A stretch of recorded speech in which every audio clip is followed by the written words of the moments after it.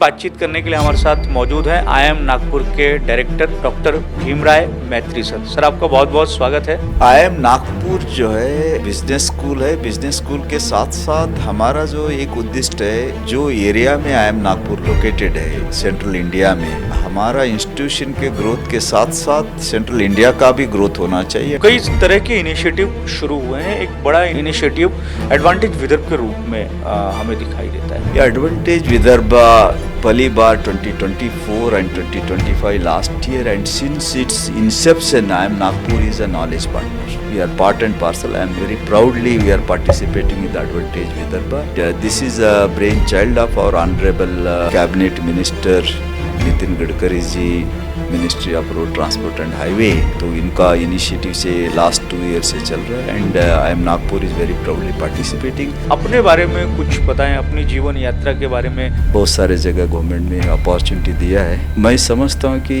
एक छोटा सा गांव का लड़के को इतना अपॉर्चुनिटी गवर्नमेंट ऑफ इंडिया ने दिया हो, तो कितना भी हम काम करें, I can not compensate what government has done. This is my. नमस्कार, स्वागत है आपका। यूशन पॉडकास्ट देख रहे हैं आप। यूशन पॉडकास्ट के माध्यम से हम नागपुर और विदर्भ की ऐसी शख्सियतों से हमारे दर्शकों को रूबरू कराते हैं जिनका अपने आप में एक तरीके से बड़ा मुकाम है।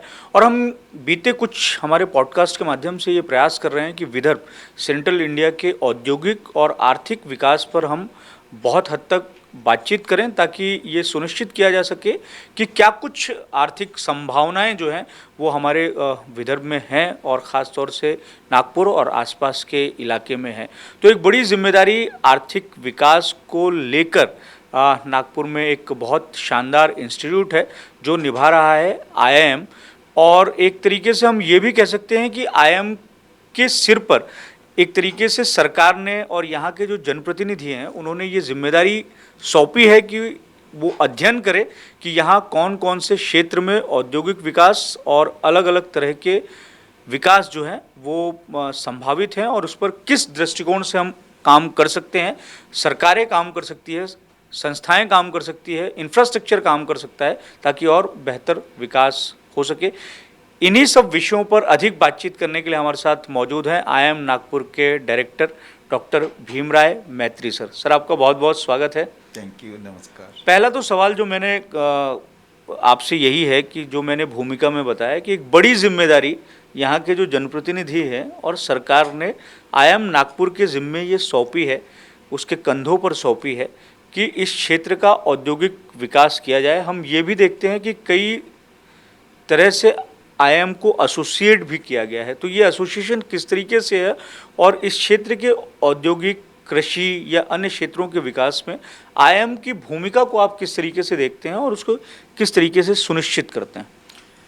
IIM नागपुर जो है, IIM नागपुर बिजनेस स्कूल है। बिजनेस स्कूल के साथ साथ हमारा जो एक उद्दिष्ट है, जो एरिया में IIM नागपुर लोकेटेड है सेंट्रल इंडिया में, इंटायर विदर्भ और सेंट्रल इंडिया में, तो हमारा एक इम्पॉर्टेंट ऑब्जेक्टिव जो है, हमारा इंस्टीट्यूशन के ग्रोथ के साथ साथ सेंट्रल इंडिया का भी ग्रोथ होना चाहिए एंड लोकल कनेक्टेडनेस जो हम बोलते हैं उसमें IIM नागपुर बिलीव करता है। एंड अभी हम IIM नागपुर में नागपुर जो विदर्भा एरिया जो है कृषि प्रधान प्रदेश है, उसको डेवलपमेंट के लिए फार्मर को कैसे ज़्यादा भाव मिले। और अभी करंटली जो आप देखा तो 80% मिडिल मैन के लिए जो जाता है, इसको 15-20% से 40-50% कैसे फार्मर को मिले। इसके लिए हमने महाराष्ट्र गवर्नमेंट के साथ एक MOU करके महाराष्ट्र गवर्नमेंट में हमें सेंटर ऑफ एक्सलेंस आइडेंटिफाई किया है मैग्नेट प्रोजेक्ट में, Maharashtra agri business network society.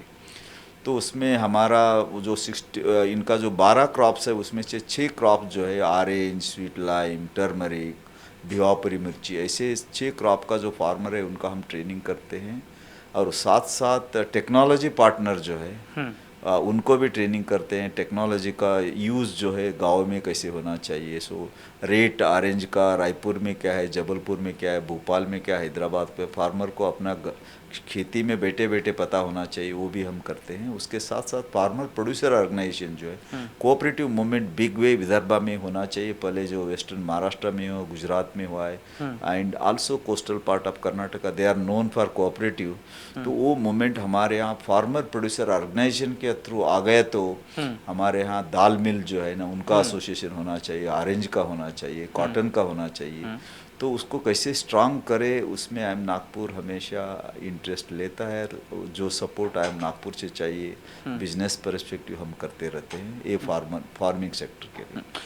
And यहाँ जो इंडस्ट्री एसोसिएशन है, विदर्भा इंडस्ट्री एसोसिएशन है, और एमएसएमई के लिए खास तौर पर, बिकॉज एमएसएमई का कंट्रीब्यूशन अभी कंट्री में 33 to 35% जीडीपी जो उसी से आता है। एंड सेंट्रल इंडिया में बहुत सारे एमएसएमईज है, इवन नागपुर में वी हैव 3 एमआईडीसीज है, मिहान है, एंड बाकी आप अमरावती में भी एसोसिएशंस है। तो पूरा विदर्भा और सेंट्रल इंडिया में बहुत सारे एमएसएमई, अभी हम एमएसएमई का सिमकॉम 2 central India management conclave, so MSME को कैसे उनको how to increase the bar means delta improvement किया तो एमएसएमई में 35 से 40% जीडीपी ग्रोथ होने में कोई रोक नहीं सकता है, क्योंकि हमारे यहाँ 7 करोड़ 70 मिलियन एमएसएमईज कंट्री में हैं।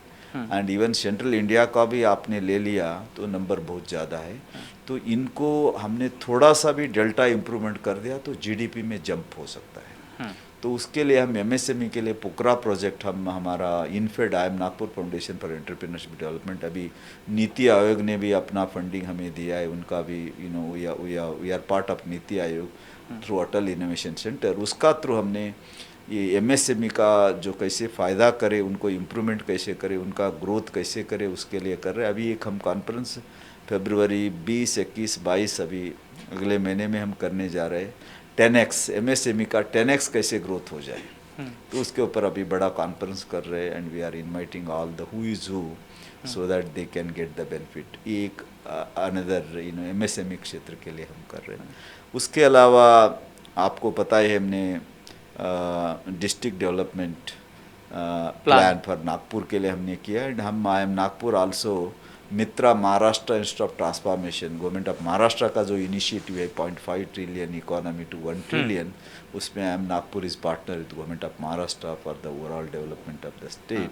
अभी गवर्नमेंट ऑफ महाराष्ट्र ने विकसित महाराष्ट्र, विकसित भारत का बेसिस पे विकसित महाराष्ट्र जो लेके आए हैं, उसमें भी I M Nagpur would big we would like to contribute. Already हमने सेल्फ हेल्प ग्रुप के लिए कर रहे हैं, स्किलिंग के लिए हमने अभी 5-6 डिस्ट्रिक्ट में, वर्धा में वर्धिनी शुरू किया है, चंद्रपुर में, गढ़चिरौली, गोंदिया, भंडारा, ये जगह आई एम नागपुर का जो इनफेड है उसका हब एंड स्पोक मॉडल पे उसका सेंटर्स हमने एस्टेब्लिश किया है। So rural district of Vidarbha में nano entrepreneur and micro entrepreneur, entrepreneur तो बहुत सारे वैरायटी होता है। हमारा गांव में जो लोग होते हैं बहुत सारे कम एजुकेटेड है, कुछ लोग सीखे भी नहीं, बट 4-5 लोगों के साथ अपना जो धंधा बिजनेस करते हैं, उनको कंप्लायंस का, मार्केट अप्रोच का, जीएसटी का कैसे सपोर्ट करें, उसके लिए हमारे ये सेंटर्स काम कर रहे हैं। अभी करंटली 6 हम पूरा 11 डिस्ट्रिक्ट्स ऑफ विदर्भा में हमारा आई एम नागपुर का इनफेड का ब्रांचेस रहेंगे। उसके बाद हम पूरा महाराष्ट्र में भी उसको लेके जाएंगे। डिस्ट्रिक्ट डेवलपमेंट प्लान जो बनाया था आप लोगों ने, एक आर्थिक सर्वेक्षण एक तरीके से उसको प्रस्तुत किया था कि नागपुर ज़िले में क्या कुछ संभावना है, किस दिशा में हमें बढ़ना चाहिए। तो अगर वो आप हमारे दर्शकों के साथ में शेयर कर पाएँ। डीपीडीसी की मीटिंग हुई थी, उसमें तब हमारे सीएम साहब, डेप्यूटी सीएम थे, तो उनके सामने आप लोगों ने प्रेजेंटेशन भी दिया था, पूरा का पूरा खाका बताया था कि कितने करोड़ का, कितने हज़ारों करोड़ का बिजनेस होता है और कौन कौन से सेक्टर पर बहुत ज़्यादा फोकस हो सकता है। तो एक आपने संभावना बताई थी कि मैन्युफैक्चरिंग के सेक्टर में अगर और आप बेहतर कर सकते हैं तो ये अपार संभावना है मैन्युफैक्चरिंग के सेक्टर। बिल्कुल बिल्कुल जी। तो अभी उसमें primary, secondary industries and manufacturing, of course हमारे यहाँ माइनिंग, फिशरी, एग्रीकल्चर तो है ही, उसके अलावा आईटी का भी बड़ा एंड अभी रिसेंटली गवर्नमेंट ऑफ महाराष्ट्र ने जीसीसी का भी पॉलिसी लेके आए, ड्रोन पॉलिसी भी आ रहे हैं। सो अभी जीसीसी भी नागपुर में आने का संभावना बहुत जल्दी आने वाला है। तो उसके एंड मैन्युफैक्चरिंग ये बहुत इम्पॉर्टेंट है, क्योंकि मैन्युफैक्चरिंग वन मैन्युफैक्चरिंग यूनिट से 12-13 सर्विस इंडस्ट्री उसके ऊपर डिपेंड होता है, वन मैन्युफैक्चरिंग। तो इसीलिए मैन्युफैक्चरिंग ग्रोथ हो गए तो सर्विस का भी ग्रोथ ऑटोमेटिक होता है। तो मैन्युफैक्चरिंग का भी उसका बड़ा जोर उसमें डीएसटी डिस्ट्रिक्ट स्ट्रेटजिक प्लान में हमने दिए हैं, एंड वो अभी ऑलरेडी हमने सबमिट किया है, एंड बड़ा प्लान भी है नागपुर के लिए। उसकी वजह से बजट भी ज़्यादा पर मिला है। उसमें काम शुरू हो गया है कि कुछ आपको ग्राउंड पे होता हुआ दिखाई नहीं, दे रहा है? ऑलरेडी महास्ट्राइड, तो नॉट ओनली नागपुर डिस्ट्रिक्ट का, पूरा एंटायर स्टेट के लिए ऑल द डिस्ट्रिक्ट कलेक्टर का महास्ट्राइड का मीटिंग हमारा आईएम नागपुर में हुआ है। सीएम साहब का लीडरशिप में और डेप्यूटी सीएम शिंदे साहब वगैरह आए थे। उस टाइम पे महास्ट्राइड का वही था कि डिस्ट्रिक्ट स्ट्रेटजिक प्लान को कैसे इम्प्लीमेंट किया जाए। उसका जो मित्रा का जो हेड है प्रवीण सिंह परदेसी साहब, वो भी आए थे। पूरा 2 दिन का महास्ट्राइड यही हुआ है। इम्प्लीमेंटेशन उस दिन शुरू ऑलरेडी हो चुका है वो बेसिस पे, and people are working on that. एक और सर, विदर्भ विजन की हम इसको समस्या के तौर पर भी देख सकते हैं और संभावनाओं के तौर पर भी देख सकते हैं। एग्रीकल्चर का आपने कृषि क्षेत्र का पहले ही जिक्र किया, क्या कुछ तरह की चुनौतियां आपको एग्रीकल्चर के ग्रोथ नहीं होने के पीछे आपको दिखाई देती है? क्योंकि एक ये भी है कि क्या किसान अपने माइंडसेट को बदल के, जिस तरीके से वो परंपरागत खेती की पद्धति से जुड़ा है और अब भी वो जुड़ रहा है, लेकिन आपको अगर ज़्यादा उसमें मुनाफा चाहिए तो आपको एक्सपेरिमेंट करना पड़ेगा, आपको रिस्क लेना पड़ेगा, आपको इनोवेशन के साथ में जाना पड़ेगा। और केंद्रीय मंत्री जो है हमारे नितिन गडकरी, वो लगातार इस बात को कहते भी हैं। तो आपने अगर अध्ययन किया हो विदर्भ में और ख़ासतौर से ग्रामीण विदर्भ में, तो किसानों का जो मनोस्थिति है, क्या वो बदल रही है, बदल पा रही है? क्या वो बदलने की स्थिति में दिखाई देते हैं आपको? नहीं, किसानों का अभी जो सिचुएशन विदर्भा में है वो अभी बदल रहे, मैं बोलूँगा। बट जो स्पीड ऑफ चेंज जो है इतना नहीं है, बट बदल रहे हैं। उनको भी पता चल रहा है कि पहली बार फार्मर्स आईएम नागपुर में उनका जब ट्रेनिंग हुआ, पहली बार आईएम क्या होता है उनको समझ में आ गए। हमने सरपंच का भी प्रोग्राम किया, जिला परिषद मेंबर, पंचायत समिति मेंबर का भी प्रोग्राम हमने यशोदा गवर्नमेंट ऑफ महाराष्ट्र का जो आर्म है उनका थ्रू हमने यहाँ किया। पहली बार उनको, बहुत सारे लोगों को आईएम क्या होता पता नहीं था, तो उनको लगा कि पहली बार आईएम देख रहे ऐसे इंस्टीट्यूशन। एंड अभी हमें पता चल रहा है कि हमारा बच्चे ऐसे इंस्टीट्यूशन में पढ़ना चाहिए। एक जो फायर इन द बेली भी उनके यहाँ था, और यहाँ आने के बाद पहली बार चला कि ऐसे गवर्नमेंट का स्कीम है एंड ऐसे इंस्टीट्यूशन हेल्प कर रहे हैं, एंड हमें यहाँ आने का मौका मिल रहा है। एंड बाद में उनको ये भी पता चला कि ऐसे मौका जो है बहुत सारे आईआईएम से सब जगह ये होता नहीं, आईएम नागपुर ने प्रोवाइड कर रहे, तो दे वे आर वेरी हैप्पी। उसके साथ साथ जो चेंजेस है अभी, ये जो स्कीम है Asian development bank ADB supported magnet Maharashtra agri business network society का स्कीम का थ्रू, ये 1100 करोड़ का स्कीम है। एंड इस स्कीम का थ्रू पूरा स्टेट में आईएम नागपुर के साथ साथ हमारा पंजाब राव कृषि विद्यापीठ, कृषि विकास केंद्र बारामती एंड रत्नागिरी में जो दापोली जो यूनिवर्सिटी है, एग्रीकल्चर यूनिवर्सिटी, ये 3-4 सेंटर का थ्रू काम हो रहा है एंड फार्मर को बेनिफिट हो रहे हैं। And there are certain scheme जो वैल्यू चेन, वैल्यू एडिशन कैसे करके, पहले क्या होता था रॉ मटेरियल फार्मर बेचते थे, उनको कुछ नहीं मिलता था। अभी आप देखिए हर बिजनेस में, एवरी बिजनेस देखिए, सब एवरी प्रोफेशन देखिए, सब जगह वैल्यू ऐड होता है। एग्रीकल्चर का सीधा वो रॉ मटेरियल, मिल्क बेचना पनीर के अलावा, और दाल मिल का भी, दाल का भी सिर्फ दाल बेचते थे, अभी दाल मिल में वैल्यू एडिशन करके। सो वैल्यू एडिशन का जो माइंडसेट अभी उनके यहाँ आ गया है। तो ये वैल्यू एडिशन कौन करेगा अपने प्रोडक्ट पे? तो फार्मर, एग्रीकल्चर खुद, फार्मर खुद कर लेगा? फार्मर प्रोड्यूसर ऑर्गेनाइजेशन लेवल पे भी होता है, और फार्मर भी जो टर्मरिक बेचते हैं उसको सिंपली पैकेज करके, ठीक से पैकेज करके उसको मार्केट में, मार्केट का लिंकेज दे दिया, तो वो भी वैल्यू एडिशन है। बिकॉज जस्ट आप टर्मरिक जाके बेचना और उसको अपना पैकेज करके, एक ब्रांडिंग करके, एक थोड़ा उनका लोकल लेवल में फार्मर प्रोड्यूसर ऑर्गेनाइजेशन का थ्रू बेचना, दोनों में बहुत अंतर होता है।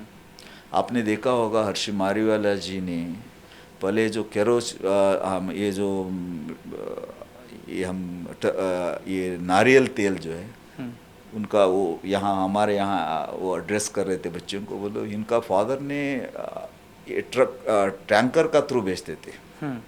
When he took a business, उन्होंने ये जो बॉटल में 200 ml, 300 ml, 500 ml, तो ये छोटा छोटा पैकेज करके करने के बाद इनका business suddenly from nowhere to it went to somewhere else. So packaging का भी बहुत महत्व होता है। वो फार्मर को वो भी समझ में आ रहा है कि हमें पैकेज करके थोड़ा अच्छा टाइटल करके जो ऑर्गेनिक प्रोडक्ट करके मार्केट में लिया तो उसका वैल्यू मिल जाता है। तो ये करना शुरू कर दिया एंड कर रहे लोग, टर्मरिक लेवल पे हो रहे हैं एंड बाकी इवन दाल मिल का भी अभी एक मोमेंट यहाँ शुरू हो गए, लोग कर रहे हैं। बहुत सारे लेवल पे हुए, बट जो जो स्पीड है वो थोड़ा स्लो है। बट स्टार्टिंग हमेशा शुरुआत जो है स्लो ही होता है। एंड कहीं भी इवन नया बिजनेस है तो भी वो सडनली आप ROM is not built overnight जो बोलते हैं वैसा वो स्लो होता है। बट शुरुआत हो गया, starting is more important. 1000 mile का जर्नी एक स्टेप से शुरू होता है, शुरू हो चुका है। तो ये बड़ा परिवर्तन जो है अगले 5-10 साल में परिवर्तन दिखना शुरू हो जाए, बिकॉज हमने we are shown the seed. तो उसको ऊपर आने के लिए टाइम लगता है एंड एक बार ऊपर आने के बाद then there is no looking back. तो ये शुरुआत हो चुका है। हाँ, एक सवाल आपसे ऐसा है कि आपने जो बात कही वो बड़ी ज़रूरी है कि कोऑपरेटिव मूवमेंट एक तरीके से शुरू होना चाहिए, एग्रीकल्चर में होना चाहिए, और एग्रीकल्चर एक बड़ा सेक्टर विदर्भ का है। लेकिन एक दिक्कत ये भी है कि दूसरी तस्वीर हम ये भी देखते हैं कि कई जगहों पे कोऑपरेटिव मूवमेंट जो शुरू हुए, शुरुआती तौर पर वो सफल रहे, लेकिन उसके बाद में वहाँ पे भी बड़ा अप्स एंड डाउन्स आ गए। हमारे महाराष्ट्र के ही अलग अलग रीजन्स में हम देखते हैं कि कोऑपरेटिव अलग अलग जो क्रॉप है उसको लेके कोऑपरेटिव मूवमेंट जो शुरू हुए, अब ये स्थिति आ गई है कि वो गवर्नमेंट के सपोर्ट के बिना सस्टेन ही नहीं कर पाते हैं। तो हमारे यहाँ जो हमको वैकल्पिक व्यवस्था कोऑपरेटिव मूवमेंट की देनी है, अब चूंकि आप इस क्षेत्र से जुड़े हुए हैं, पूरा आप नफ़ा नुकसान और सारी चीज़ें आप सब समझा के बता सकते हैं, तो किस तरीके का रोड मैप होना चाहिए कि जो उदाहरण हमने पूर्व में देखे हैं वैसे उदाहरण से हटकर हम एक मजबूत स्थिति में हमारे एग्रीकल्चर सेक्टर के कोऑपरेटिव मूवमेंट को कम से कम विदर्भ में लेके जाएं? अभी देखिए बिगेस्ट गिफ्ट जो अभी फार्मर को मिलने वाला है, पहली बार गवर्नमेंट ऑफ इंडिया में मिनिस्ट्री ऑफ कोऑपरेशन का जो बिगिनिंग हो चुका है ऑलरेडी स्टार्ट, कुछ सालों से ऑनरेबल होम मिनिस्टर का साथ वो मिनिस्ट्री है। Cooperative ministry first time India में जो सेटअप हो चुका है, दैट इज एक बहुत शुरुआत हो गए सपोर्ट के लिए। दूसरा जो है आपने देखा होगा वो इंस्टीट्यूट था इरमा, इंस्टीट्यूट ऑफ रूरल मैनेजमेंट आनंद। तो इरमा का अभी कन्वर्शन हो के त्रिभुवन पटेल यूनिवर्सिटी, जो त्रिभुवन यूनिवर्सिटी जो आ गया, that is a cooperative university for the entire country, IRMA के जगह जो आया है। एंड उसके साथ अभी महाराष्ट्र में वामनिकॉम, बहुत सारे जगह उसका ब्रांचेस हर स्टेट में 4-5 जगह उसका स्टेट यूनिट्स रहने वाले हैं। एंड वो हब एंड स्पोक में पूरा इंटायर इंडिया में स्प्रेड होने वाले हैं। एंड हर जगह में जो प्रत्येक एरिया में जो फोकस होता है, आप शुगर वेस्टर्न में गए तो शुगर का है, रत्नागिरी में हापुस है, नासिक और तासगांव गए तो वहाँ ग्रेप्स का है, नागपुर साइड में ऑरेंज का है एंड कॉटन का है। हर जगह में जो फोकस है वो हिसाब से वो कोऑपरेटिव इंस्टीट्यूशन जो फार्मर के साथ जुड़े रहेंगे, उनको हेल्प करेंगे। एक जो कोऑर्डिनेशन है, स्ट्रांग बॉन्ड जो education institution, farmers and farmer producer organisation, ये पहली बार ऐसे बॉन्ड बनने वाला है। पहले होता था, पहले भी अच्छे सक्सेसफुल कोऑपरेटिव मूवमेंट रहा है, अभी भी है, ग्रेप्स में है और इवन आपूस अम्बा जो रत्नागिरी में उनका है, एंड कर्नाटक मंगलूर साइड में है, एंड हमारा आनंद में तो आपको अमूल जो है it is the biggest experiment रहा है, एंड साउथ में भी एक्सपेरिमेंट रहा है। कुछ जगह पॉकेट्स में पले रहे हैं, सक्सेस भी रहे हैं, अभी भी सक्सेसफुल है। बट अभी ये मिनिस्ट्री का जो गवर्नमेंट ऑफ सेंट्रल गवर्नमेंट का जो मिनिस्ट्री की वजह से जो एजुकेशन इंस्टीट्यूशन आ रहे हैं, फार्मर प्रोड्यूसर ऑर्गेनाइजेशन का जो रिवोल्यूशन गवर्नमेंट में किया है, उसकी वजह से फार्मर को बहुत बड़ा फ़ायदा होने वाला है। एंड वो सब जुड़े रहेंगे। एंड कुछ फेल्यूर जो हुआ है, देखिए कुछ भी इनिशिएटिव है तो कुछ failure success, learn to fail, fail to learn तो होता रहता है एंड होना भी चाहिए। अदरवाइज हम नेक्स्ट कर्व क्रिएट नहीं करेंगे। एक फेल्यूर होने के बाद हम सडनली ऊपर जा सकते हैं। आपने देखा होगा कि जब जापान में नागासाकी हिरोशिमा का जो बॉम्बिंग हो गया, उसकी वजह से Japan became super economy, otherwise it would have been ordinary country. तो फेल्यूर सक्सेस एक तो लाइफ का पार्ट है, बट हर फेल्यूर से वो डबल देयर एक्सपीरियंस, उनका एक्सपीरियंस डबल हो जाता है, उसका जो लेसन सीखते हैं उसकी वजह से आगे ग्रोथ भी होता है। बट बहुत सारे सक्सेस के लिए जो रोड मैप गवर्नमेंट की तरफ से सपोर्ट मिल रहा है, कुछ स्कीम भी गवर्नमेंट का है, इवन ये मैग्नेट प्रोजेक्ट में भी कुछ स्कीम है, कुछ उनको वैल्यू ऐड का प्रपोजल आ गए तो उनको फंड मिलता है, लोग उसका यूज़ कर रहे हैं। तो इसीलिए अभी हम जो मिक्स जो देख रहे हैं, इसके बाद कुछ फेल्यूर है, कुछ सक्सेस है, बट यहाँ के बाद जो है वो अभी रोड मैप भी बन गया, यूनिवर्सिटी भी बन रहे, कोऑपरेटिव मूवमेंट भी आ रहे, फार्मर का अवेयरनेस भी आ गया ना, ये सब प्लेटफॉर्म बन चुका है ना। उसके बाद ऊपर ही जाना है, मीन सक्सेस ही सक्सेस आने वाला है, and there is no question of looking back. कृषि के क्षेत्र में हम बात कर रहे हैं तो मुझे लगता है कि एक सवाल आपसे पूछना चाहिए और आप इसे बहुत अच्छे तरीके से एक्सप्लेन कर देंगे। एक बीच में हमने टर्म सुना था, अब पता नहीं देश के कई हिस्सों में वो होता भी होगा, कॉन्ट्रैक्ट फार्मिंग और कॉरपोरेट फार्मिंग। ये टर्मिनोलॉजी है, ये आपको क्या लगता है कि ये सक्सेसफुल हो सकती है और ये क्या है? और इसका भी ऐसा भी कहा गया कि कुछ कंपनीज आई हैं और वो किसानों के साथ में करार करके इस तरीके की फार्मिंग को शुरू करेंगी। हालांकि वो कितना सक्सेसफुल हुआ कितना नहीं हुआ इस पर बहुत डीप में जाना पड़ेगा, लेकिन आप अगर इसको समझा पाएँ कि क्या ये किसानों के हित में है। मैं खुद फर्स्ट जनरेशन एजुकेटर हूँ, सन ऑफ फार्मर हूँ, एंड इफ़ यू आस्क मी, हमारा इंडिया में जो कृषि प्रधान देश इंडिया को जाना जाता है, जाता था पहले, अभी थोड़ा कम हो रहा है, एंड बहुत सारे फार्मर्स सिटी में स्लम क्रिएट कर रहे हैं बिकॉज रोजी रोटी का प्रॉब्लम आ रहा है। माइग्रेशन भी अभी कंट्री में 2.5 crore people migrate, and cities are encroaching villages and spoiling the culture of villages. तो farming village means farming community ज़्यादा होता था। बट अभी आपका जो सवाल है, ये फार्मर अपना खेती खुद करना और किसी और को देके contracting, but if you ask मी, मेरा जो है अभी जो चल रहा है उनको कैसे सपोर्ट दिया जाए, उनको कैसे स्ट्रेंथन किया जाए थ्रू कोऑपरेटिव मूवमेंट, ये मॉडल सबसे सक्सेसफुल रहेगा, बड़ा रहेगा। किसी को देने से क्या होगा, फार्मर को हमने एक तरीके से उनको किसी और का हवाला कर रहे हैं, एंड उनका जो पहले से एक गांव में एक ये होता है कि they are very proud of their खेती, उनका घर वो कभी बेचना नहीं चाहेंगे, मेरा फादर ने बनाया है, ये खेती हमारा है, तो कभी बेचना नहीं चाहेंगे अनलेस अनटिल उसके बेचने के बिना कोई इलाज नहीं है तो बेचेंगे, अदरवाइज वो इतना दुख होता है कि खुद का प्रॉपर्टी छोड़ना, एंड एक पुराने इतना सालों से इतना जनरेशन से है, तो इसीलिए वो वेरी प्राउड ऑफ देयर गांव में रहना, गांव में खेती करना, उनका जो एक पैशन जो है, तो उसको हम धक्का नहीं देना चाहिए। ये जो अभी चल रहा है इसको चलना चाहिए, बट उनको सपोर्ट चाहिए, क्योंकि सपोर्ट आप देखिए इंडस्ट्री के लिए बहुत सारे स्कीम आता है, सपोर्ट आता है, बहुत सारे स्कीम गवर्नमेंट हर लेवल पे आता है। फार्मिंग कम्युनिटी के लिए एक्सेप्ट हमने जो यूरिया करके उनको खेती खराब करने के लिए स्कीम लाए है, बट फार्मर को सपोर्ट के लिए और स्कीम आना चाहिए, सपोर्ट करना चाहिए। एंड कुछ जगह जो है पानी नहीं होता है, वहाँ पानी का व्यवस्था होना चाहिए, कुछ जगह सपोर्ट चाहिए। आजकल सेटेलाइट का थ्रू हर क्रॉप का सिनेरियो क्रिएट कर सकते हैं आप। अभी कॉटन किया तो उसका हार्वेस्टिंग के बाद कैसे आएगा, आज माइक्रोसॉफ्ट सेटेलाइट का थ्रू सब इंफॉर्मेशन मिल जाता है। इसका एजुकेशन फार्मर को दे दिया, एंड कितना पानी देने से इसके अलावा इतना प्रोडक्टिविटी आएगा, ये सब कंप्यूटर पे आ जाता है। अभी हमने सीड सो करने के बाद पूरा सिनेरियो आता है, now it is up to us, हमें इसमें जाना है, इसमें जाना है, इसमें जाना है तो इतना पानी देना पड़ेगा, इसमें जाना है तो इसका मैन्योर इतना देना पड़ेगा। तो ये देने से कैसे 3-4 महीने से पहले आपको पता चल जाता है।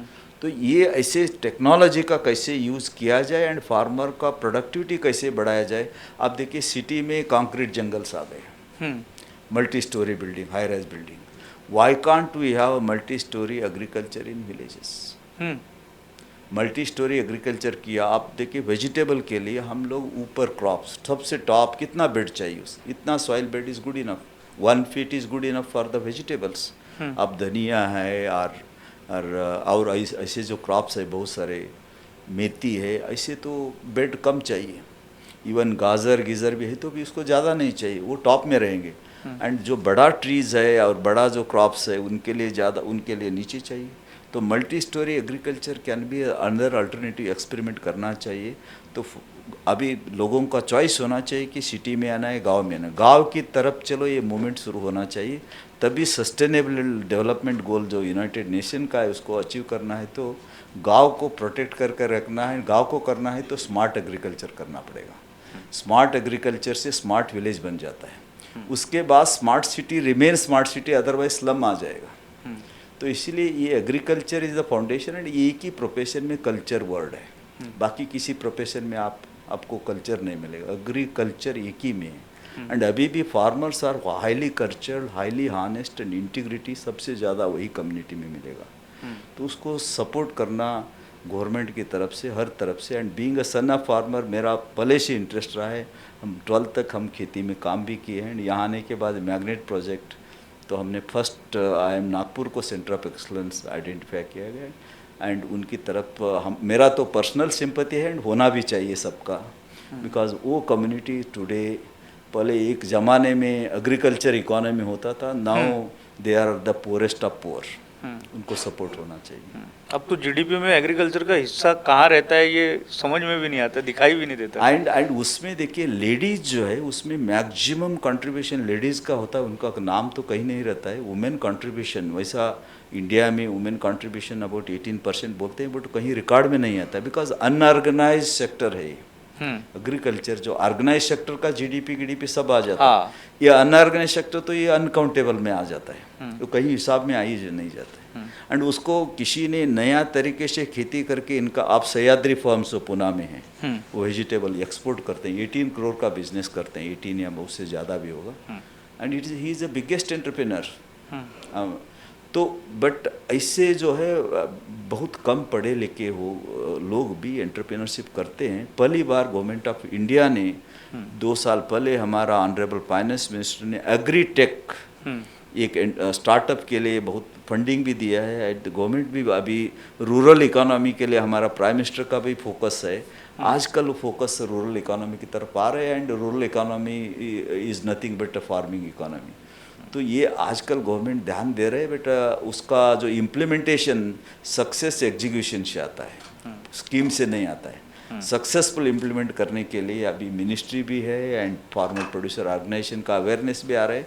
अगले 10-15 साल में मेरे हिसाब से बहुत सारे चेंजेस आएंगे। एंड वंस अगेन वो पुराने दिन जो थे एग्रीकल्चर इकोनॉमी, उसके ऊपर ध्यान भी आएगा। और सस्टेनेबिलिटी का भी बहुत सारे कार्बन फॉसिल फ्यूल कंपनी के लिए रिस्ट्रिक्शन आ रहे हैं। तो इसलिए फार्मिंग की तरफ ध्यान सबका भी रहेगा। एंड बहुत सारे लोग जो फार्मिंग छोड़ के कहीं और गए, अभी दोबारा लोग फार्मिंग की तरफ जाएंगे एंड वो इकोनॉमी बढ़ेगा। अभी भी ये ट्रेंड तो थोड़ा सा शुरू भी हो गया है कि अगर आप जॉब में हैं तो कुछ थोड़ी सी संपत्ति आप बचा बचा के जमीन खरीदते हैं और फिर रिटायरमेंट के बाद में आप चले जाते, मतलब शौकिया किसान बन जाते हैं और सारी चीज़ें अपने आगे का जीवन वैसे बिताते हैं। एक सवाल बड़ा ज़रूरी आपसे ये है कि सर हम इस क्षेत्र के आर्थिक विकास पर बातचीत कर रहे हैं, तो कई तरह के इनिशिएटिव शुरू हुए हैं। एक बड़ा इनिशिएटिव एडवांटेज विदर्भ के रूप में हमें दिखाई देता है। 2 चैप्टर इसके हो गए, तीसरा होने जा रहा है। तो क्या लगता है कि आपको इन 2 वर्षों में क्या कुछ अचीव हुआ है और उस पर काम शुरू हो गया है और उसका हमें असर क्या कुछ दिखाई दे सकता है आने वाले समय में?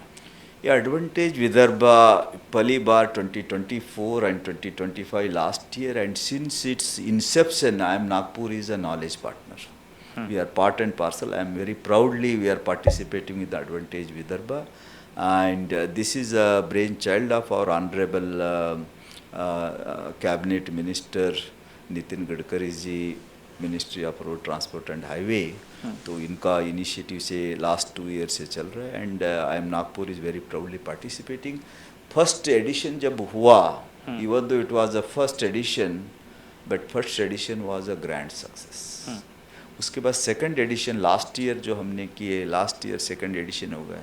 लास्ट ईयर का जो edition, it has set a new benchmark. Means first जो शुरुआत किए थे ग्रैंड सक्सेस हो गए। सेकंड जो है it has a leapfrog, उसमें बहुत सारे हो गए। एंड सेकंड एडिशन में our honourable minister said we should focus not only Nagpur, not only Vidarbha, entire ये रीजन को हमने फोकस करना चाहिए, पूरा 11 डिस्ट्रिक्ट के ऊपर फोकस होना चाहिए। एंड इस बार जो आने वाला है third edition is going to be entirely much bigger, larger, vertically as well as horizontally बहुत बड़ा होने वाला है। बिकॉज ये जो third edition of advantage Vidarbha by association of industry development is going to set a new benchmark last year के ऊपर, because ये नेशन का बड़ा इवेंट करने का ये प्लान है। तो ऑलरेडी 1-2 मीटिंग हो चुका है। एंड ये because Nagpur being a centre point of India, तो इसका एडवांटेज जो स्टार्टअप बिजनेस के लिए जो लोग आने वाले हैं, जो बिजनेसेस यहाँ नागपुर में सेटअप, ये सेंट्रल इंडिया में सेटअप करने के लिए आने वाले हैं, and particularly in the area of IT now GCCs are going to come. And नया नागपुर का भी और ऑनरेबल सीएम साहब ने अनाउंस किया है। उसके अलावा मिहान में भी कुछ ट्रांसफॉर्मेशन लेके आ रहे हैं गवर्नमेंट, स्टेट गवर्नमेंट। तो इसकी वजह से ये advantage Vidarbha already we are started getting the results of advantage Vidarbha, because लोगों को एक होप मिल गया कि because 2 leaders of the country, so honourable CM and honourable Nitin Gadkari sahab 2 leaders यहाँ है, एंड ग्रेट इकोसिस्टम भी है। And all the business associations अभी नागपुर और इवन अमरावती एंटायर दोनों रीजन में, विदर्भा का एक नागपुर रीजन है, अमरावती रीजन, दोनों रीजन का जो एसोसिएशन है, सब लोग एडवांटेज विदर्भा का अम्ब्रेला के अंडर इकट्ठा आके ये प्रोग्राम कर रहे हैं। तो इसका एंड इवन लास्ट ईयर हमारा मिनिस्टर ऑफ कॉमर्स भी यहाँ आए थे। तो बहुत सारे सेंट्रल गवर्नमेंट का स्कीम, स्टेट गवर्नमेंट का स्कीम एंड स्किलिंग के लिए बड़ा इनिशिएटिव लास्ट टाइम लिया है, and it has been approved. And already municipal corporation में स्किल सेंटर भी शुरू हो गया, एंड एक यूनिवर्सिटी का भी plan already last time it was announce by honourable Nitin Gadkari साहब एंड सीएम साहब ने ऑलरेडी अप्रूव किया है। तो स्किलिंग के लिए भी बड़ा एक मोमेंट यहाँ शुरू होने जा रहा है ऑल द सेक्टर का, नागपुर के लिए, विदर्भा के लिए जो चाहिए, सेंट्रल इंडिया के लिए। तो इसकी वजह से अभी ये जो मोमेंट है it is going to be a national moment than the moment at begin with Vidarbha. Now it is going to be the biggest such event जो advantage Vidarbha, it is going to be a national event and probably it may be a role model event in the country. तो क्या लगता है कि क्या कुछ achievement, अगर हम फाइनेंस के दृष्टिकोण से, अब क्या इस तरीके का इवेंट हो गया, अगर हम निवेश के दृष्टिकोण से करें, एक तो इवेंट हो गया कि मतलब आपने बड़ा उसे बड़े भव्य पैमाने पर किया, हमने ये भी देखा कि कई तरह के निवेशक आए भी, बड़े बड़े उद्योजक जो है इस एडवांटेज विदर्भ के कार्यक्रम में आए। तो निवेश के दृष्टिकोण से क्या कुछ हासिल हुआ है विदर्भ को, एडवांटेज विदर्भ के या माध्यम से? लास्ट ईयर आप देख लीजिए, Sajjan Jindal ji was present in the in the event itself, and he announced Gadchiroli में हम स्टील का बड़ा प्लांट सेटअप करने वाले हैं। Already it has been announced, and he Sajjan Jindal साहब का फैक्ट्री आने वाला है। उसके अलावा भी आई थिंक लास्ट टाइम वेल्डिक्ट्री के टाइम पे I think thousands of crores of rupees the investment Vidarbha region के लिए, एंड वो गडकरी साहब भी थे एंड सीएम साहब के प्रेजेंस में बहुत सारे लोगों ने अपना अनाउंसमेंट भी हो गया, ऑलरेडी उनको अलोकेशन भी हो गया। I think many thousands of crores already investment हो चुका है, काम शुरू हो चुका है। So it is already begun. The second edition has really it is a new chapter in the second edition, that is a investment in this region, and that is वो हो चुका है। and उसके लिए skill university and skill centre चाहिए, वो भी already काम शुरू हो चुका है। एक सवाल आपसे ऐसा है कि कौन से क्षेत्र में बहुत ज़्यादा फोकस किया जा सकता है जिसमें बहुत तेज़ी से और बहुत जल्द विकास जो है उसको हासिल किया जा सकता है, आर्थिक विकास हासिल किया जा सकता है? तो आर्थिक विकास के लिए देखिए, एक जो है manufacturing industries, because one manufacturing basically creates 12 services, 10 से 12 सर्विस, 12 से 13 सर्विस इंडस्ट्रीज आ सकता है एक मैन्युफैक्चरिंग। सो मैन्युफैक्चरिंग सेटअप जो है इज़ इम्पॉर्टेंट है, and that has to be focused, and उसके ऊपर फोकस हर है। इंडस्ट्री के लिए मैन्युफैक्चरिंग का मैन्युफैक्चरिंग बहुत इंपॉर्टेंट है। इवन आप दाल मिल भी आप शुरू करिए, वो भी मैन्युफैक्चरिंग है, उससे बहुत सारे जोड़ धंधा शुरू हो सकता है। तो आप मैन्युफैक्चरिंग में ऑलरेडी गढ़चिरौली में बहुत सारे आ गया, इवन दाओस में भी बहुत सारे अनाउंसमेंट अभी लास्ट ईयर भी हो चुके थे, इस बार भी हो रहे। तो manufacturing is mother of all industries, वो होना चाहिए, उसके ऊपर ज़्यादा फोकस होना चाहिए, एंड उसके ऊपर फोकस है भी। एंड बहुत सारे इन्वेस्टमेंट यहाँ आने वाले न्यूज़पेपर में हम पढ़ते रहते हैं कि एडवांटेज विदर्भा 1-2 के बाद बहुत सारे लोगों ने अपना इंटरेस्ट दिखा रहे कि हम सेंट्रल इंडिया में आएंगे। एंड इसका फ़ायदा भी ये होगा कि सेंट्रल लोकेटेड की वजह से it is a logistic hub of the country, central India की वजह से। एंड 12 घंटे में ट्रेन कहीं भी पहुँच सकता है इंडिया से। एंड सेकंड जो है फ्लाइट से 70 minutes away from all metros. तो रोड रेल कनेक्टिविटी है, एंड ड्राई पोर्ट भी हमारा सिंधरी में है। तो इसकी वजह से ये भी बड़ा एडवांटेज है। It is a great ecosystem for for setting up of industry and also development of the industrial growth. Sir, अब हम बातचीत को थोड़ा सा शिफ्ट करते हैं, अब हम आईएम पर फोकस करते हैं। आईएम के बारे में थोड़ा सा सर बताइए कि है तो ये गवर्नमेंट इंस्टीट्यूट, लेकिन कई लोगों को ये भी नहीं मालूम है कि ये स्वपोषित संस्था है। आईएम, आईआईटी और अन्य जो संस्थाएं हैं दिल्ली मुंबई अलग जगह काम करती हैं, वो 100% सरकार पोषित होती हैं संस्थाएं, शैक्षणिक संस्थाएं। लेकिन आईएम के साथ में ऐसा नहीं। मुझे नहीं लगता कि दर्शकों को भी ये बात मालूम होगी। तो थोड़ा सा वर्किंग बता दीजिए कि आईएम में किस तरीके से होती है, और आप लोग खुद इसे चलाते हैं, खुद जो है सारी वित्तीय गतिविधियां हैं वो आप लोग ही निर्धारित करते हैं और चलाते हैं, एक बोर्ड चलाता है। करेक्ट। सो आईएम्स जब शुरुआत जो आईएम का हो गया 1960s में, कलकत्ता आ गया, अहमदाबाद आ गया, बहुत सालों तक गवर्नमेंट उनको सपोर्ट किया बिगिनिंग में। उसके बाद जो सेकंड बेंगलुरु आ गया एक्चुअली 73-74 में, 60 के बाद देन 84-86 में लखनऊ आ गया, 98-2000 में इंदौर कोझिकोड, ये 6 आईएम जो आ गए, इनको सपोर्ट बहुत साल तक गवर्नमेंट से मिला रहा है, मिलता रहा। तो ये सपोर्ट अब भी मिलता है? ना, अभी नहीं, अब नहीं मिलता अभी है? किसी को नहीं मिलता है, हमें भी नहीं मिलता है। अच्छा, हाँ, नहीं, हमें तो हमारा नहीं भी मिलता है, हमारा इसलिए तक तो आएंगे। बट उसके बाद 9 शिलोंग आ गया 2007 में, बट 9-11 में 6 आईएम आ गए। आईएम रांची, रायपुर, रोहतक 9-10 में आ गए, त्रिची, उदयपुर, काशीपुर 10-11 में आ गए। तब गवर्नमेंट में एक है कि हम बिल्डिंग के लिए ग्रांट दे देंगे, 333 crore cabinet approve grant, and 8 साल तक सैलरी और सपोर्ट करेंगे। उसके बाद you have to be on your own, अपने आप खड़ा रहना है, उसके बाद गवर्नमेंट का सपोर्ट नहीं मिलेगा।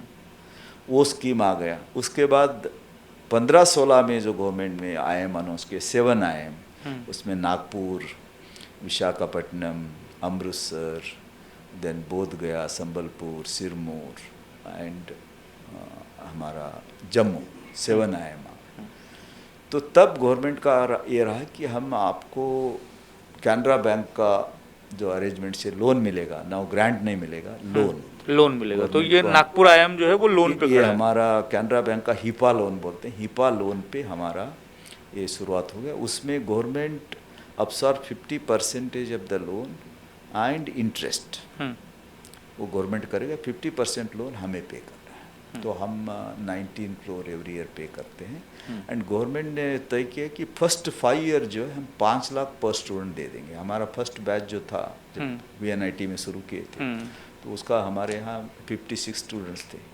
तो उन्होंने 5 साल तक 5 लाख पर स्टूडेंट वो मिला, और बिल्डिंग के लिए 50% हिपा लोन का और इंटरेस्ट। तो that is the support of government. So government reduce the support, if you पहले से लिया तो हर बार रिड्यूस करते करते हमारा लास्ट न्यू जनरेशन आया हमारा। सो न्यू जनरेशन को सबसे कम मिला है, पहले को ज़्यादा मिलता था। बट उसका बेनिफिट ये होगा कि crisis are the best friends of innovation. जब क्राइसिस आता है तो हम सोचना आउट ऑफ बॉक्स सोचते हैं। तो उसकी वजह से हमें ये जो बिल्डिंग आया, एग्जीक्यूटिव एजुकेशन का जो बिल्डिंग हमने बनाया, किसी आईएम में नहीं और नई न्यू जनरेशन में हमने ये बनाया, तो तो उसकी वजह से हमने VNITC यहाँ आने के बाद एंड IIM नागपुर आपको एक खुशी हुआ कि हमने एंटायर कंट्री में हमने बेंचमार्क 27 महीने में ये बिल्डिंग कंप्लीट किया। हिस्ट्री ऑफ IIM इतना जल्दी कौन सा भी नहीं किया। उसके पहले रिकॉर्ड था IIM त्रिची का, जब हम डायरेक्टर थे CPWD के बावजूद भी Trichy was the first one, वो 6 IIM में 9-11 में। उसके बाद ये जनरेशन में भी Nagpur is the first one, बाकी का 2-3 साल के बाद बाकी का आ गए, बट हमने सबसे पहले कंप्लीट किया। हम 21-22 में यहाँ मूव किया तो एग्जीक्यूटिव एजुकेशन शुरू किया, 0 से शुरू किया एंड लास्ट ईयर हमने 42 करोड़ का बिजनेस हमने किया। बिजनेस स्कूल है तो we should know we are in the business of business. तो हमने जो सब एक्सपेंस सैलरी मेंटेन सब देने के बाद भी we have created a surplus, sufficient surplus, highest surplus and we हम लोगों ने अभी IIM Nagpur also earn the reputation as a fastest growing IIM and last 5 year if last June तक आप लिया तो लास्ट 5 ईयर में हमने 40.82% CAGR ग्रोथ किया। ये ग्रोथ हिस्ट्री ऑफ IIM में किसी IIM ने नहीं किया। तो we have made when it comes to business तो ग्रोथ रेट जो है हमारा 40.82% का ग्रोथ किया है। एंड इसका बड़ा जो कंट्रीब्यूशन इसके लिए किसका है आप पूछा तो हमारा फैकल्टी मेंबर्स। हमने IIM नागपुर में हमने इवन दो अभी जुलाई 2025 में हमने 10 ईयर कंप्लीट किया है, 10 ईयर एग्जिस्टेंस। मैं यहाँ 5 साल से हूँ, बट हमने लास्ट 5 ईयर में क्या किया, we have recruited very senior people. नया institution but senior professors. Normally नया इंस्टीट्यूशन न्यू फैकल्टी होता है, तो director at the top and bottom में न्यू फैकल्टी होते हैं। हमने इसको ट्रायंगल को रिवर्स कर दिया। Director, more number of professor, more associate professor, very few assistant professor, young faculty members. तो those who have global exposure and industry exposure, ऐसे लोगों को हमने रिक्रूट किया। उसकी वजह से हमारा जो सर्टिफिकेट प्रोग्राम 18 वैरायटी का सर्टिफिकेट प्रोग्राम, हम 18 वैरायटी का सर्टिफिकेट प्रोग्राम करते हैं। सैटरडे संडे हमारा फैकल्टी को पीक टाइम होता है। तो ये कौन से प्रोग्राम रहेंगे, किस तरीके के प्रोग्राम रहेंगे, ये IIM नागपुर और उसका बोर्ड खुद डिसाइड या IIM नागपुर डिसाइड करेगा। ये ऑटोनोमस किसी यूनिवर्सिटी की तरह एकेडमिक काउंसिल डिसाइड करेगा। बोर्ड जो है एंड IIM एक्ट जो 2018 में जो एक्ट आ गए, एक्ट में हाईएस्ट ऑटोनॉमी IIM को दिया गया एंड हाईएस्ट ऑटोनॉमी दी गया and no least support you can say this whatever the interest free and ये जो भी हिपा लोन वगैरह गवर्नमेंट का तो और 5 लाख पर स्टूडेंट वाला इतना ही सपोर्ट है। That is a least support but highest autonomy. Even हमारा फी जो है हम डिसाइड करते हैं, हम बोर्ड लेवल पे डिसाइड होता है। बट IIT का बाकी अदर इंस्टीट्यूशन है, the government supports them fully since Inception and government also its own norms उनको फॉलो करना पड़ता है। हमें भी CAG का बहुत सारे नाम गवर्नमेंट का फॉलो करना पड़ता है, हम करते भी हैं। बट ऑटोनॉमी हमें हाईएस्ट है। वो हाईएस्ट ऑटोनॉमी के what ever you think it is best for the interest of the institute vision हम कर सकते हैं। किसी का अप्रूवल के लिए डिले होगा, वो होगा नहीं होगा। तो ये जो 18 तरह के कोर्सेज हैं ये कौन कौन से हैं, और इसमें एग्जीक्यूटिव MBA का भी कोर्स है। और ये लोगों को, बहुत सारे लोगों को ये भी नहीं मालूम होगा कि नागपुर के जो डिस्ट्रिक्ट कलेक्टर हैं वो IIM नागपुर के स्टूडेंट हैं और इस समय वो MBA का कोर्स कर रहे हैं यहाँ से। तो हमारे यहाँ 18 वैरायटी का सर्टिफिकेट कोर्स है। वो सर्टिफिकेट हमारा मेन प्रोग्राम MBA प्रोग्राम है। उसके बाद एग्जीक्यूटिव MBA है जो कलेक्टर साहब कर रहे हैं, एग्जीक्यूटिव MBA है। एंड बाकी पुणे में भी executive MBA, because Maharashtra being a big state and Nagpur में भी हमने एग्जीक्यूटिव MBA शुरू किया इधर आते ही। एंड वहाँ भी एंड ये जो मैं जब नया यहाँ आए थे, गडकरी साहब को हम मिलने के लिए गए थे। साहब ने पूछा आप आए गए यहाँ, welcome to Nagpur, but Nagpur के लिए आप क्या करने वाले सर ने क्वेश्चन मेरे को पूछा था। तब इमीडिएटली मैंने बोला सर हम नागपुर के लिए एग्जीक्यूटिव MBA शुरू करेंगे। नागपुर के लिए शुरू किया, हम पुणे में भी शुरू किया, वो पुणे का वेस्टर्न महाराष्ट्र का कैटर करने के लिए। एंड वो प्रोग्राम जो है हम इंसेप्शन से लास्ट 5 ईयर से हमने शुरू किया। वो प्रोग्राम का फी सबसे लिस्ट रखा है। उसका भी जो MBA करने के बाद उनको भी MBA डिग्री मिलता है, बट वो 9.5 उसका फ़ी है। बट हमारा मेन MBA जो है इट इज़ 21 लाख का है एंड ये 9.5 लाख का। सो नागपुर एंड ये लोकल इंस्टीट्यूशन यहाँ नागपुर में लोकेटेड है महाराष्ट्र में, इन लोगों को सबसे ज़्यादा बेनिफिट होना चाहिए। हमने फिर उसको बढ़ाया नहीं, पहले से रखा है। So how to sharpen the skill in this region, in this part of the country, वो प्रोग्राम शुरू किया। उसके अलावा पीएचडी प्रोग्राम हमने शुरू किया, रेगुलर पीएचडी हम स्कॉलरशिप देते हैं बच्चों को 35-40,000 per month. And executive PhD working professional जो 10 साल से जो ज़्यादा एक्सपीरियंस है, वो उन्होंने एलिजिबिलिटी हमने रखा है। नॉर्मली 18 से 20 साल एक्सपीरियंस वाले वाइस प्रेसिडेंट जो SAP में है, LNT में है, टाटा में, ऐसे लोग पीएचडी करते हैं, वो भी प्रोग्राम हमने शुरू किया। उसके अलावा देन एग्जीक्यूटिव एजुकेशन में सर्टिफिकेट प्रोग्राम जो मैं बता रहा हूँ, advance health care management, AIIMS के साथ बगल में एम्स है तो उनका एडवांटेज लेके वो शुरू किया। उसके साथ साइबर सिक्योरिटी कंट्री में we are the first one to do cyber security program in the country. हमारा बाद सेकंड इंस्टीट्यूशन शुरू किया तो ISB ने 6 महीने के बाद शुरू किया। किसी IIM में अभी तक साइबर सिक्योरिटी प्रोग्राम नहीं। डिजिटल मार्केटिंग में भी कराते हैं आप लोग? डिजिटल मार्केटिंग है, डिजिटल एनालिटिक्स है, डेटा साइंस है, जनरल मैनेजमेंट है, सीनियर मैनेजमेंट प्रोग्राम है, प्रोजेक्ट मैनेजमेंट है, supply chain management, the list is big. तो इनके लिए फैकल्टीज आप कहाँ से एक्सपर्ट्स खोज के लाते हैं? तो हमारे फैकल्टी जो है सैटरडे संडे, मैं बाकी सब इंस्टीट्यूशन में सैटरडे संडे हॉलीडे होता है, सैटरडे संडे हमारा फैकल्टी का पीक होता है। इलेक्ट्रिसिटी का मॉर्निंग जैसा पीक लोड होता है, हमारा फैकल्टी का पीक जो है सैटरडे संडे होता है। उसके अलावा बहुत सारे बिजनेस स्कूल का जो कोर्सेस है, इंडस्ट्री प्रैक्टिशनर से भी professionally qualified people also come and teach. जो इंडस्ट्री में जो से फॉर एग्जांपल मार्केटिंग का कोर्स है, एडवर्टाइज मैनेजमेंट है, तो हमारा एकेडमिकली क्वालिफाइड फैकल्टी से इंडस्ट्री वाले जो एडवर्टाइजमेंट में हैं, they can do the wonders. तो ऐसे लोगों को हम इंडस्ट्री से भी, जो एकेडमिकली ओरिएंटेड जो इंडस्ट्री प्रोफेशनल है, उनको भी हम इन्वॉल्व करते हैं। हमने प्रोफेसर ऑफ प्रैक्टिस को भी अपॉइंट किया, जो बड़े बड़े कंपनी में काम करके वहाँ एक्सपीरियंस लिया। अभी आदित्य बिरला में हमारा HR हेड जो है, ये आदित्य बिरला में IMDI से PhD के, आदित्य बिरला ग्रुप में वो HR का सीनियर पोजीशन होल्ड किया था, अभी हमारे HR डिपार्टमेंट का हेड है। तो ऐसे इंडस्ट्री से हम अभी अनूप कुमार जी हमारा IAS रिटायर्ड हो गए, उनको हमने ले लिया। So we have taken professor of practice, and ये लोग जो है industry point of view perspective वो प्रोवाइड करते हैं, एंड एकेडमिकली क्वालिफाइड। ऐसे visiting faculty we have adjunct professors. तो नागपुर में हमारा जो कुछ बहुत सारे लोग सीनियर लोग रिटायर्ड होने के बाद यहाँ आते हैं यार, वहाँ से अपना फॉरेन से बाद, अभी राजीव अग्रवाल जी है, he was in Canada, Dubai 30-40 years, parents को देखने के लिए यहाँ गए। तो हम पता चला कि यहाँ गए तो we are taking, he is नीति इंजीनियर्स इंडिया में काम करते थे, नीति से ग्रेजुएट है, बिट्स पिलानी से पढ़े हैं। तो वहाँ 30-40 साल फॉरेन में तो आते हमने project management, nobody can teach better than him. मेरा भी सब्जेक्ट वही है, पता चलते हम तो he is adjunct professor, he is teaching the course. उनका प्लेथोरा ऑफ एक्सपीरियंस जो है, मल्टी नेशनलिटी के साथ cross cultural understanding, global exposure, variety of project, so many billions of project he has done in his life, he teaches project management. So we attract such people to teach, and that is why IIM Nagpur programs are more popular. उसके अलावा हमने क्या किया, executive education को, because हम तो नया institution है, तो नॉर्मली गवर्नमेंट इंस्टीट्यूशन में ओल्ड इज़ गोल्ड चलता है, हम तो नया है, तो इसलिए हमने गोल्फ एकेडमी बनाया। जो एग्जीक्यूटिव आते हैं तो why people should come to IIM Nagpur living other seniors and all, तो हमने गोल्फ एकेडमी बनाया। एंड हमारा स्पोर्ट्स कॉम्प्लेक्स सबसे बढ़िया स्पोर्ट्स मॉडर्न स्पोर्ट्स कॉम्प्लेक्स है, including yoga room, TT everything. हमारे एग्जीक्यूटिव के ऊपर भी वहाँ है, तो हम जब सीनियर प्रोग्राम करते हैं, executive director, very senior people, थोड़ा एज का जो उनको जिम जा नहीं सकते, उनके लिए हमने मसाज चेयर रखा है।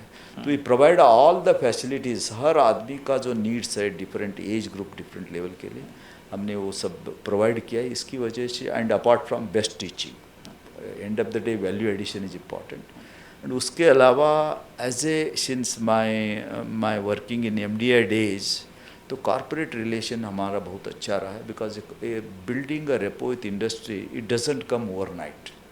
वो 30-40 ईयर का हमारा जो अर्निंग किया है रिलेशनशिप का, यहाँ आने के बाद उसका बहुत बड़ा फ़ायदा हो रहा है। लोगों को फ़ोन कर दिया तो हम नागपुर के बिना कहीं नहीं जाएंगे। नॉर्डिक्स है, लुपिन है, LNT है, टाटा है प्राइवेट में, अडानी है, they all come to programme.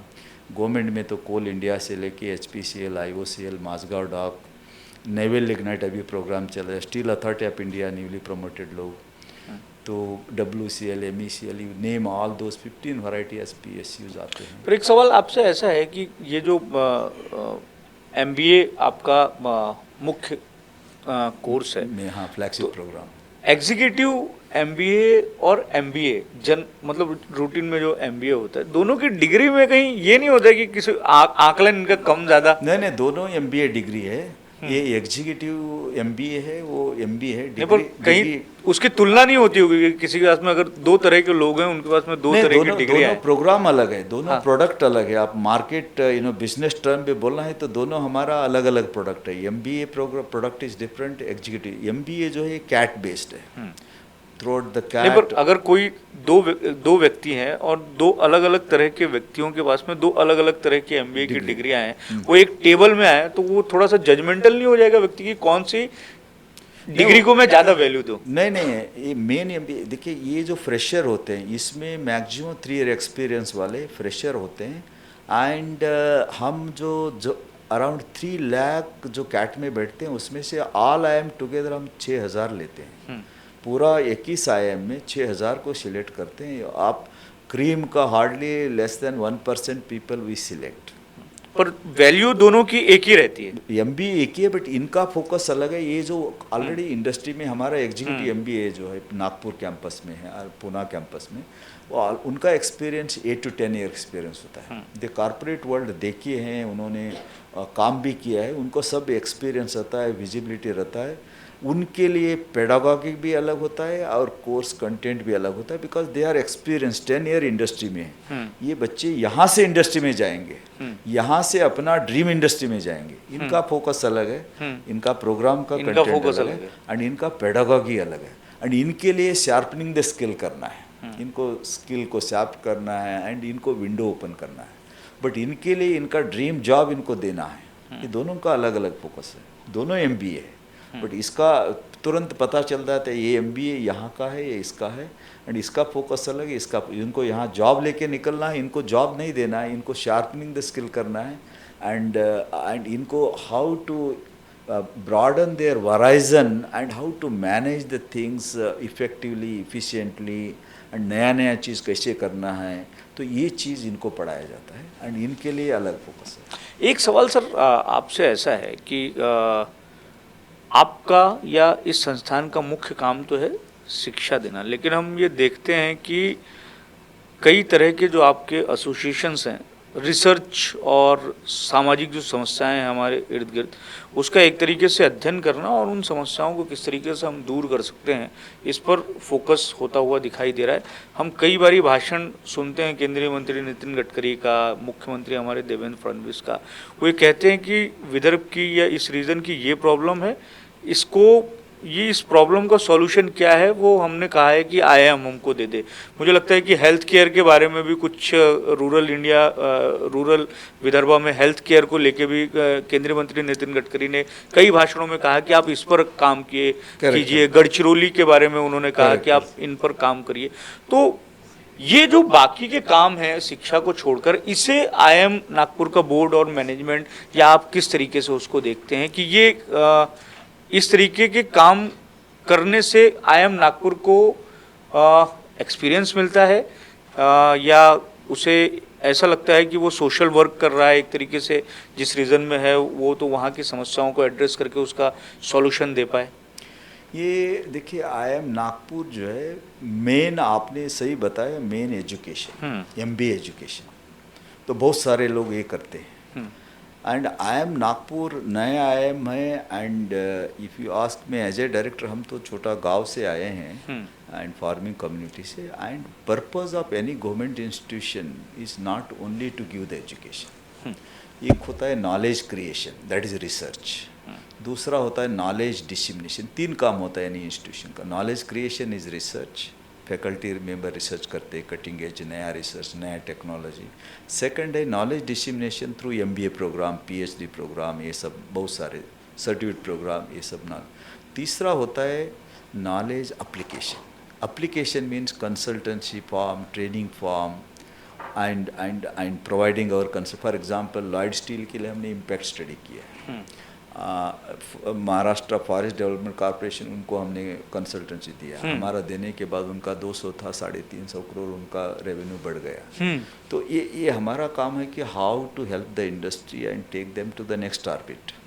And ये करने से दो चीज़ें हैं कि हमारा व्हेन आईआईएम का जब शुरुआत हो गया, जब स्टार्टिंग में जब ड्रीम आईआईएम बनाने का जब आ गए, तब ये मैंडेट था कि एक्ट ऑफ पार्लियामेंट से आईआईएम बने थे. तब अभी जो 18 का नया संशोधन हो गए, आईआईएम एक्ट आ गए, तब का ये था कि एक दुनिया का एक प्रीमियर इंस्टीट्यूशन में आईआईएम्स आना चाहिए जैसा आईआईटीज़ है, वो एक था. दूसरा था कि बाकी इंडिया का जो अदर इंस्टीट्यूशंस है एंड बिजनेसेस है, उसको ग्रोथ के लिए इनका सपोर्ट होना चाहिए.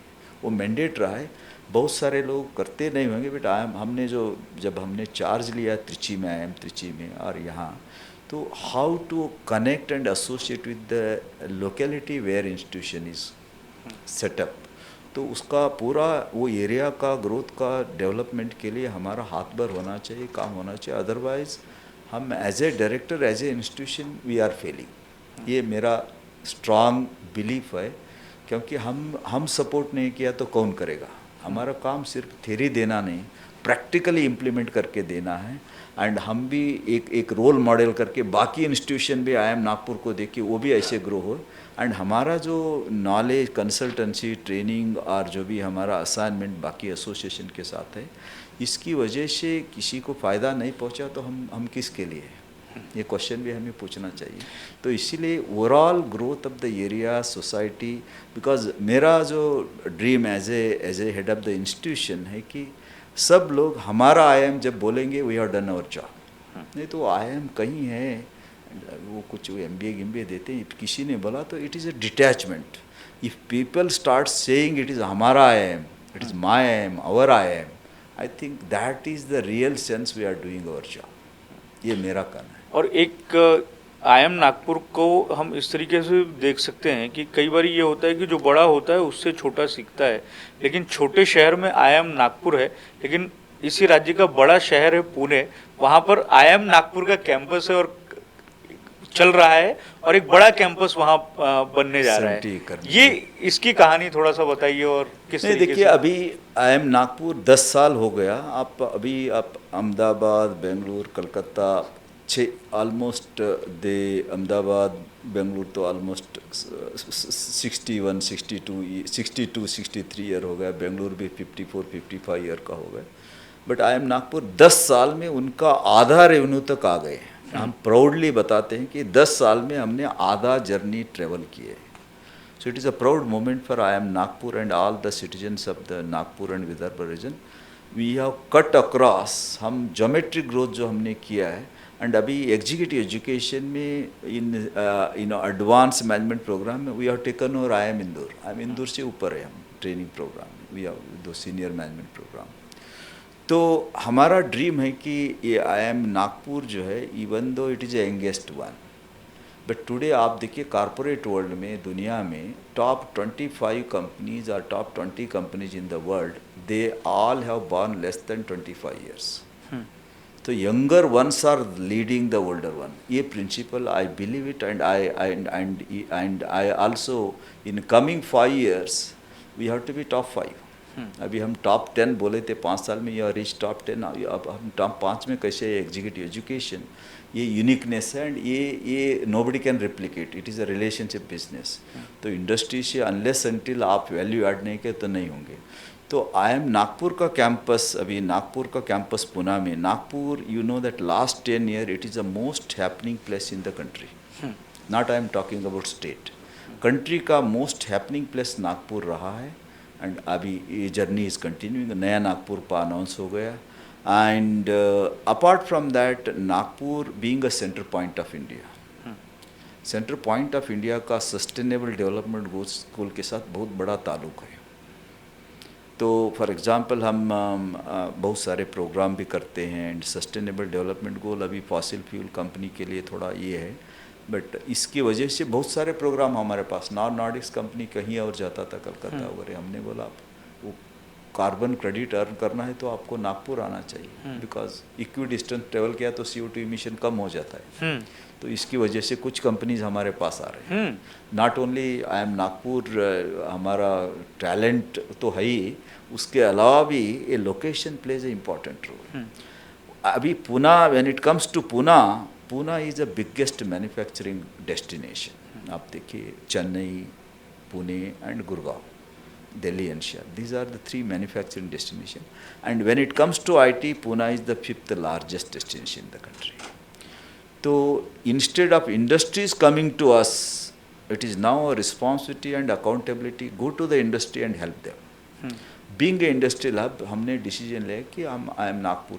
व्हेन माय ज्वाइनिंग, मेरा विजन स्टेटमेंट था कि आई एम नागपुर का ब्रांच जो है पुणे में आएगा। एंड यहाँ ज्वाइन होने के बाद within 3 month we set up, because हम नहीं किया तो कोई और कर लेगा, हम नहीं है तो अहमदाबाद कर सकता है, बेंगलुरु कर सकता है, किसी IIM में भी कर सकते हैं। ऑलरेडी इंदौर ने बेलापुर में सेटअप किए थे।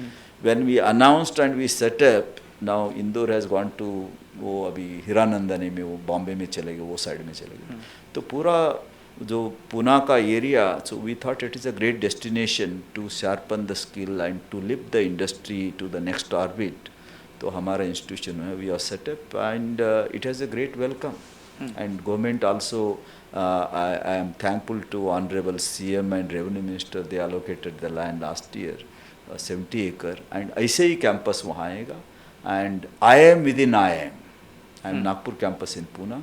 Pune is the just beginning। उसके बाद हमारा destination है Hyderabad, Goa transit campus, CO recharge program हम प्लान कर रहे हैं वहाँ गोवा में करने के लिए। गोवा CM साहब ने विजिट ऑलरेडी किए, उन्होंने भी बोला कि IIM नागपुर का कैंपस गोवा में होना चाहिए, हम आपको जो सपोर्ट चाहिए देंगे। All CEOs, you know, everybody would like to go to international place, that is Goa. तो वहाँ हम CEO का प्रोग्राम के लिए गोवा डेस्टिनेशन चूज़ किया है। इंटरनेशनल भी हमारा अगले 4-5 साल में प्लान है कि we have to go to either you know Singapore, or even now we have received some delegation। हमारे पास कतार का आया था, सर कतार में गवर्नमेंट का हमारा टाइप है, you come and set up. Ahmedabad already Dubai आ गए, why can't you come to Qatar, because multi nationalities and now that Gulf has become international destination. तो वो भी आके हमें रिक्वेस्ट करके गए। We are now debating what to do, but we are going global and also within the country। Pune के बाद Hyderabad is our another destination to set up our campus। चलिए डॉक्टर साहब, आपसे बातचीत करके बड़ा मज़ा आ रहा है, मुझे लगता है कि हमारे दर्शकों को भी बड़ा मज़ा आ रहा होगा। चलते चलते एक सवाल आपसे ये पूछना था। हमारी ये कोशिश होती है कि हम जिससे बातचीत करें उसके व्यक्तित्व के बारे में थोड़ी सी जानकारी हम हमारे दर्शकों को दे दें। तो डॉक्टर भीमराय मैत्री सर, अपने बारे में कुछ बताएं, अपनी जीवन यात्रा के बारे में कुछ बताएं। और मुझे लगता है कि ये भी जो आपको प्रत्यक्ष तौर से जानते होंगे या जो आपसे पहली बार मिलते होंगे, वो ये जानते होंगे कि आप दक्षिण भारत के मूल निवासी कहीं के हैं, लेकिन हकीकत ये है कि आप मूलतः महाराष्ट्रियन हैं, लेकिन आपकी मातृभाषा कन्नड़ है। तो ये कहानी बड़ी दिलचस्प है, इसके बारे में थोड़े से बताइए कि ये कैसे है। नहीं, हमारा तहसील जो है इट इज़ सोलापुर के पास है, and that border Akkalkot, Solapur, Jat, Gadhinglaj in Kolhapur district, that belt is a border belt। It is a Karnataka Maharashtra border, and even I studied, my all education is in Kannada medium, but Pune board। And then when I came to Solapur, and when I went to engineering college Karad, then I learned Marathi, otherwise I was not knowing to speak and all। Now I speak both the language। So being border एक additional language का benefit हो गया, instead of 3 language, Hindi, English, Marathi, Kannada, now 4 language I can speak। But being you know हमारा जो childhood जो है son of farmer, farming community से है। And my father was a farmer, he is no more, but mother is there। mother को एक ही पता है कि हमारा लड़का जो है इंजीनियर है। she doesn't understand IIT IIM, उनको कुछ पता नहीं, उनको समझ में आता नहीं, बट हमारा लड़का इंजीनियर है, उनको पता है। तो वो कहाँ, अभी गांव में? अभी गांव में है, हमारे गांव में। आप महाराष्ट्रियन हैं, लेकिन आपकी मातृभाषा जो है एक तरीके से वो कन्नड़ है। तो अब तक की जीवन यात्रा को आप किस तरीके से देखते हैं, कैसी नहीं, रही है? मैं अभी तक का जीवन यात्रा, हम जो 25 30 32 साल हम जो ये एजुकेशन में हैं, पहले एक 1.5 साल हम MIDC में इंडस्ट्री में काम करने के बाद एजुकेशन में चले गए। बट अभी तक का यात्रा देखो तो मैं बहुत खुश हूँ, हैप्पी हूँ। एंड जो अभी तक जो हम PhD IIT बॉम्बे से करने के बाद बिट्स पिलानी में काम किया, वहाँ मेरे को तब का जो प्राइम मिनिस्टर वाजपेयी जी का प्रधानमंत्री ग्राम सड़क योजना जो स्कीम था, उसमें काम करने का मेरे को मौका मिला। अराउंड 4.5 पौने 5 साल मैंने प्रधानमंत्री ग्राम सड़क योजना पंजाब, हरियाणा, राजस्थान 3 स्टेट के लिए मैं principal technical agency to ministry of rural development काम किया। जब हम बच्चे थे, मैं जब बच्चा था तो हमारा 7th के बाद हम किसी और गांव जाते थे पैदल, बेयर फुट।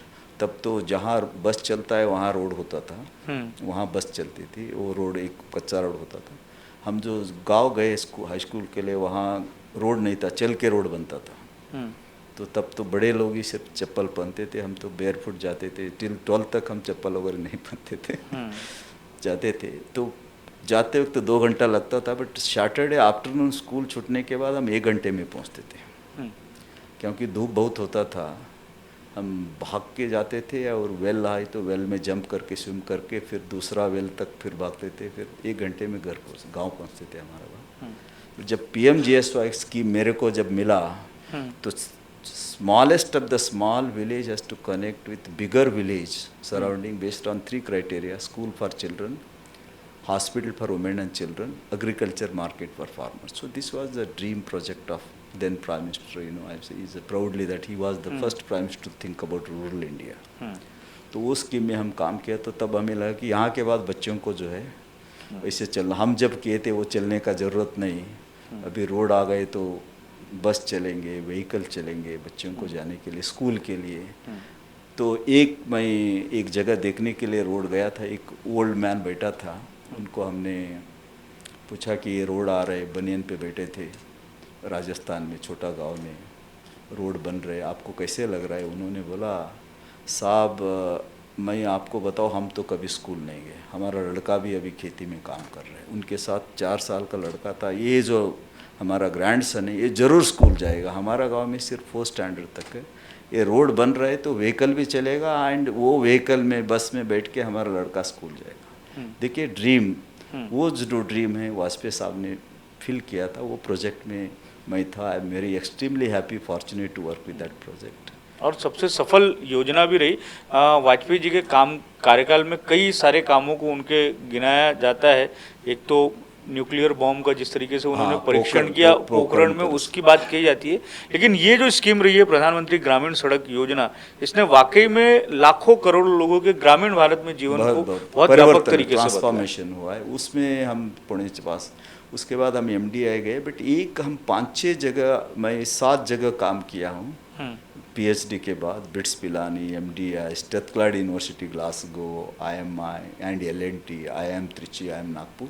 बट हर जगह एक कॉमन रहा है कि इंडिया में मैं जो हूँ, I am the first civil engineer to be IIM director. अच्छा, मैं basically civil civil engineer, MBA हमने कभी किया नहीं। First civil engineer to be IIM director country में। बट हर जगह, इतनी जगह जब मैं काम किया हूँ, हर जगह building infrastructure and building the institution, इसमें मैं लकी समझता हूँ कि मैं देश के लिए, मेरे को इतना मौका देश ने दिया है हर जगह काम करने के लिए। 2 IIM एंड बहुत सारे डायरेक्टर को 1 IIM बनाने का चांस मिलता है। मैंने त्रिची बनाया, वो मेरा स्टार्टअप था, ये सेकंड स्टार्टअप है। 2 IIM बनाया, और इंटरनेशनल स्ट्रथक्लाड यूनिवर्सिटी ग्लासगो में भी उनका भी इंडिया में कैंपस आ रहा, तो 8 एकड़ में हमने वहाँ बनाया, ग्रेटर नोएडा में। हमारा सावंत साहब वो जो आर्किटेक्ट थे, सिडको मुंबई का जो आर्किटेक्ट था, उन्होंने आर्किटेक्ट था, वहाँ भी हमने बनाया। हर जगह इंफ्रास्ट्रक्चर, इंस्टीट्यूशन बिल्डिंग का मौका जो गवर्नमेंट में दिया। अभी गवर्नमेंट मेरे को IIT Bombay, IIT Delhi, IIT Jodhpur, IIT Roorkee में मैं विजिटर नॉमिनी हूँ वो जगह पे। प्रेसिडेंट ऑफ इंडिया का नॉमिनी, इवन NIBM पुणे में गवर्नमेंट ऑफ इंडिया का नॉमिनी हम हैं, RBI गवर्नर के साथ। निकमार, बहुत सारे CMDR, बहुत सारे जगह गवर्नमेंट ने अपॉर्चुनिटी दिया है। तो मैं समझता हूँ कि एक छोटा सा गांव का लड़के को इतना अपॉर्चुनिटी गवर्नमेंट ऑफ इंडिया ने दिया हो, तो कितना भी हम काम करें I cannot compensate what government has done to me. This is my, say. चलिए डॉक्टर भीमराव मैत्री सर, आपसे बातचीत करके वाकई में बड़ा मज़ा आया और मुझे लगता है कि हमारे दर्शकों को भी बहुत मज़ा आया होगा और बहुत कुछ जानने सीखने को मिला होगा उन्हें, हमें तो मिला ही है। और हम कोशिश करेंगे कि समय समय पर इस तरीके से आपसे बातचीत करते रहें ताकि बहुत सारी चीज़ें हम हमारे दर्शकों तक पहुँचा पाएँ। बहुत बहुत शुक्रिया सर। Thank बहुत you, बहुत thank you धन्यवाद। very much. Very nice talking to you. Thank you very much.